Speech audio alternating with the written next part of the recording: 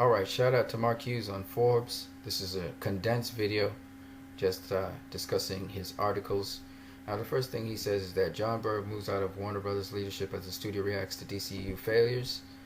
That's what I heard. I just wanted to say that John Berg, he is an integral part of the DCEU, etc. I still think this is premature. I think they should hold off on that for a minute. If that report is true, I don't know how true the report is. I didn't read the article. He also talked about what Warner Brothers should do to finally fix the future of the DCEU. I would say that they need to fix their PR. That's what I would just simply say. They have to regulate what actually, they have to, as we say, sometimes put out statements to immediately come down on information that's not true. They must do that. They don't respond to everything, but I mean certain things which are that could be damaging, potentially damaging. They must have a vigilant PR. Now, this is what I really want to talk about here in this video, very quickly. The true history of Zack Snyder's impact on the DCEU's success. Now, some people are saying that Zack Snyder is being blamed by Warner Brothers. I don't know where they're getting their facts from. Zack Snyder is pretty integral to Warner Brothers. They have a good relationship with him. Tommy Emmerich said that. So I don't think that's... I don't know how they came to that conclusion. But anyway, we're not going with the rumor mill. We're just going with some of the facts, okay? The true history of Zack Snyder's impact on the DCU's success, very quickly. In this, Mark Hughes covered this article. There were a couple points he made. The first one was that Zack Snyder was brought in for the first DCEU property, which was Man of Steel. He said that Zack Snyder, basically before this, had favorable critical ratings with his movies, which is not completely true. Watchmen was good. Sucker Punch was not good. Owl Zagahu was not good. He had 300, and he had Dawn of the Dead, which were good. Okay. Now, anyway, what he was trying to say is that the people who were responsible for Man of Steel were really David Goyer and Christopher Nolan. Zack Snyder was just brought in as a director to implement what they were thinking about doing. So you can't blame him for Man of Steel, even though Man of Steel did do. It's considered a pretty good film, even though it was panned by critics. Then he goes on to speak about what happened after that. That with Batman v Superman, he felt that Warner Bros. Rushed that movie, that it should have had a sequel to Man of Steel. And I just mentioned in the Hangout session that I don't believe Warner Bros. Rushed that. Now, they were coming with... Zack Snyder, first of all, brought up Batman. It wasn't Warner Bros. And when he brought up Batman, they're saying that Warner Bros. Jumped at it because Batman was one of their key figures in all of their comics, their comic book movies, and it had been very successful with Christopher Nolan. So they wanted to introduce Batman in there to boost Superman. So they were cool with that idea. However, the idea came from Zack Snyder. It didn't come from Warner Brothers. And Zack Snyder had his own idea of what he wanted to do with Batman. So, whereas they go on, Mark Hughes goes on to elaborate on Batman. They were trying to ride this Batman train and do things with Batman. And they thought they were thinking of getting up to speed with what Marvel movies were making in the cinema. So this would do it. I thought they were on board with Zack Snyder for that reason, possibly. But it was Zack Snyder that took the time to make Batman v Superman. And he took 3 years to make it. It was going to be coming out in 2015. They put it off to 2016. They wanted to make sure they had enough time. So I do not believe that Warner Bros. Was rushing that. I do not believe that the executives were rushing the film. However, as I said in the Hangouts, I do believe that the executives made a poor decision at the last minute to have Zack Snyder reduce the movie just weeks before its release. That was ridiculous. And I think they have to blame themselves only for that. But having said that, I don't think it would have impacted the critical rating of the film that much. I think people would have just said it was a longer film, and I think some people would have still been negative. And I gave the reasons, which was that it was already a lot of adverse attitude towards Zack Snyder pitting a superhero against another superhero after it was announced. As much as the DC fan base was happy about it, there were detractors immediately as they realized Zack Snyder was starting a cinematic universe which would compete with the Marvel Cinematic Universe. And so these detractors began berating the title of the movie. They berated the cast for the movie. They berated the advertisements for the movie.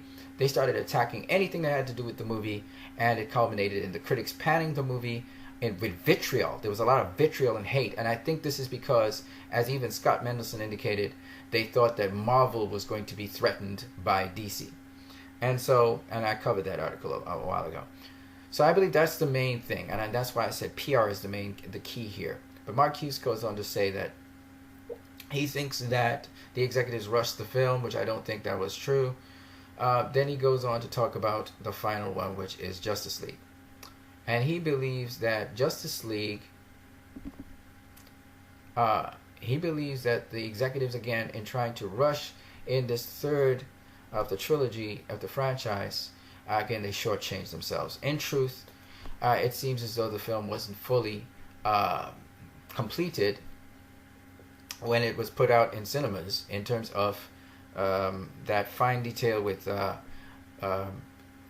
Henry Cavill's mustache. But having said that, it's been tweaked and it's pretty much good now. Most people didn't detect it if they weren't looking for it. But the point is, at the end of the day, they didn't rush either Justice League. They didn't rush it. There was Wonder Woman in between. Wonder Woman turned out to be a great success. Wonder Woman was started in 2016? Either 2016 or 2015 Wonder Woman started.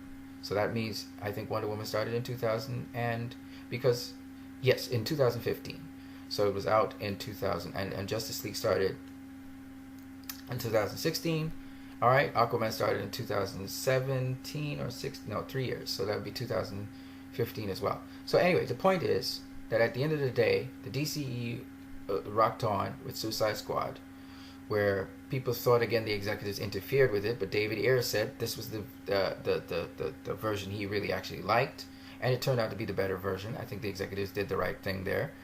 Justice League, I thought the executives did pretty good with this in terms of leaving their hands off, letting Joss Whedon do his thing more or less, even though there was a 2-hour time frame that they had to pin it down into.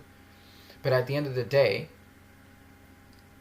the argument that this film was rushed is not the reason this film didn't do well. And so Mark Hughes needs to acknowledge that there's this adverse reaction to the DCEU, a lot of hate the DCEU gets. And even the critics have been panning Zack Snyder's movies for the longest while. Since Watchmen, they've been panned, pretty much, by the critics. Always getting not enough critics to have the movies fresh on Rotten Tomatoes. So I don't think the critics panning up the movie did much. I think it was when this sabotage of the movie through negative rumors, which Warner Brothers did not bring under control. They didn't have proper PR like how they had with Wonder Woman, where Patty Jenkins would respond immediately and squash the rumors. Here, Warner Brothers lets rumors run amok. Even now, it's just running amok. Nobody's putting out a statement. Nobody's saying anything. And their beautiful product is being run into the dust, so that we are talking all about everything else but the movie itself. And that is exactly what the detractors were working for. And they're trying to shut down the DCU, but if it's not for us, this line of defense, they would have shut down the DCU. They're not going to shut it down, though. Now, on to one more point that Mark Hughes misses. He's talking about how there should have been, the conventional Man of Steel 2 and so on. But no, that's not the case. This universe was built on themes, and there's a theme running through all these movies. That's why we have a Zack Snyder trilogy. That's not by chance. That is something that actually was progressed step by step. Zack Snyder had in mind to develop his journey with Superman, and we saw it cashed out in Justice League. So you can't say that this was haphazard and it's only the executives who were going in for money. No, this was a plan by another very important point, a core of people, which is John Burt, Jeff Johns, Charles Robin, Deborah Snyder, and Zack Snyder. So those core, it started off with Christopher Nolan and David Goyer. Then we brought on a screenwriter, Chris Terrio. Then we brought on a partial screenwriter, Joss Whedon. But at the end of the day, and then we had some other screenwriters for Wonder Woman, but at the end of the day, the thread that weaved everything through, the story that was being weaved through was Zack Snyder's story through all of these different things. And also on top of that, these 5 people were pivotal to how the direction of the DCEU was moving.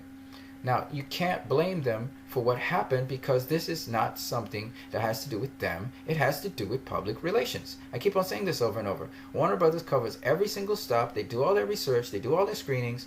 But then they let these gossips and rumors run amok and wreck their movies. The thing that Warner Brothers need to learn is you've got to do damage control. Yes, you sometimes have a faithful base that will protect you. But sometimes that faithful base is not always as smart as some other members in the faithful base who can see the danger coming from afar. So, like for instance, me, I saw the danger coming from afar, but I didn't think it was going to have an impact because I thought the base was smart enough to understand what was happening. Apparently they weren't. So, Dave the Film Junkie today is still talking about the black Superman suit. That's something, and they're talking about all the things that cut out of the movie, most of which are not even real situations. Some of them are, but they're minor to the story. So what I can say is Mark Hughes, as much as he wrote this article and some people are acknowledging that it's true, it's not completely true because his perspective is off. He's trying to put the blame on the executives or on Warner Brothers when in fact it's not so. Warner Brothers did everything they could possibly do. So did Zack Snyder. So did Joss Whedon. So did David Ayer. So did Patty Jenkins. But you can't make a perfect bucket of milk and then you spill it because PR is working against you. You have to nip these things in the bud. And Warner Brothers needs to have a public relations team. A public relations team. And that's what Marvel MCU has. A public relations team to deal with these things. That's the only problem they have. They don't need to change one thing. They don't need to change one thing because they try to change everything to accommodate people. This is a good movie. Justice League. You can bring your families. You can bring everybody. No. The problem here is PR. PR. Okay? People stimulated these rumors, got some of the fan base to buy into those rumors to destroy the DCEU from the inside out. Thank God we have dedicated DCEU fans like myself and others. Otherwise, this thing would have gone south quick. Okay? We're arresting the problem. There's damage control.